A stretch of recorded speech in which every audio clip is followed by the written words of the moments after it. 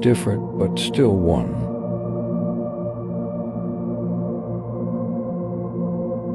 Harmonize differences, strengthen unity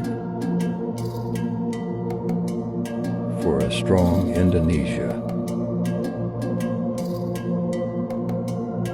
Happy Pancasila birthday. Assalamualaikum warahmatullahi wabarakatuh.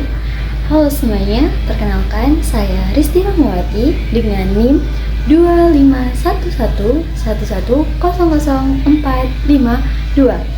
Nah, di sini saya akan menyelesaikan tugas dari mata kuliah Pendidikan Kewarganegaraan dengan menjawab sekaligus menjelaskan beberapa soal.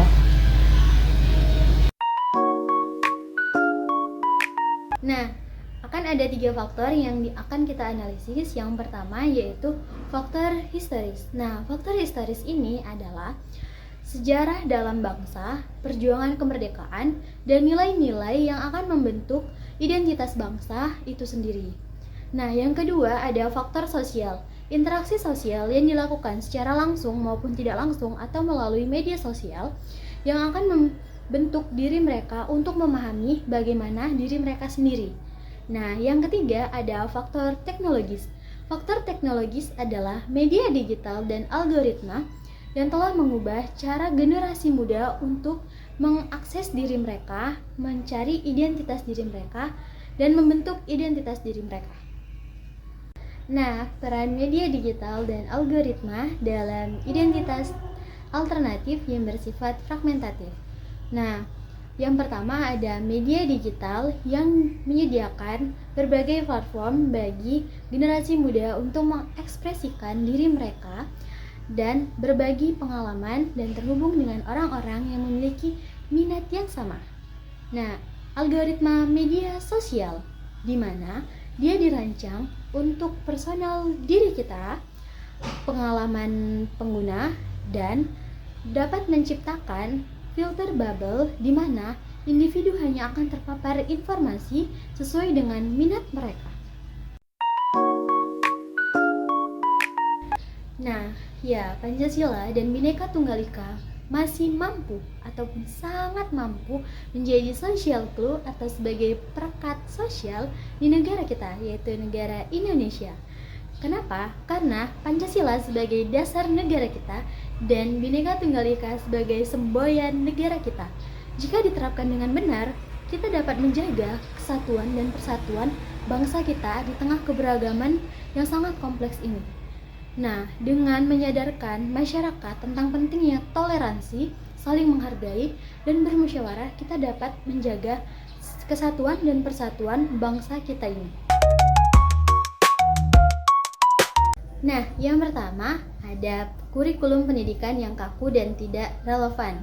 Kurikulum pendidikan yang kaku, tidak fleksibel, dan tidak adaptif terhadap perkembangan zaman dan kebutuhan dari siswa-siswi.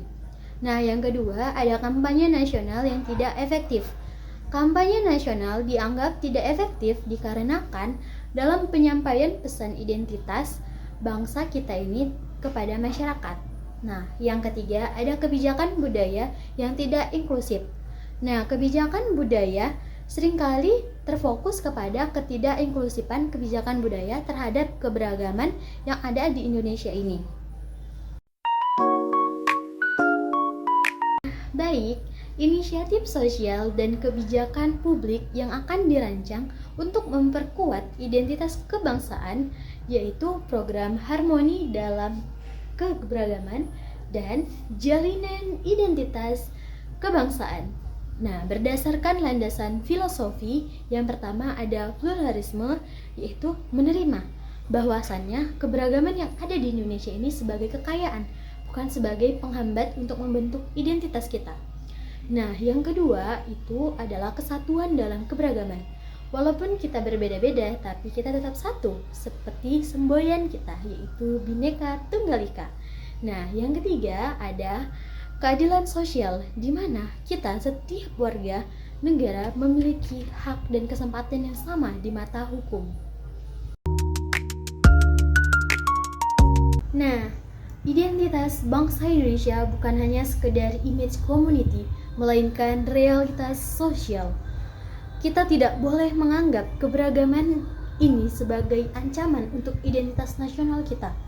Karena dengan adanya keberagaman budaya yang ada di Indonesia ini yang tercermin dalam suku, bahasa, adat istiadat, dan kesenian, dan dengan adanya keberagaman ini dapat menyatukan kita di dalam satu wadah, yaitu Indonesia.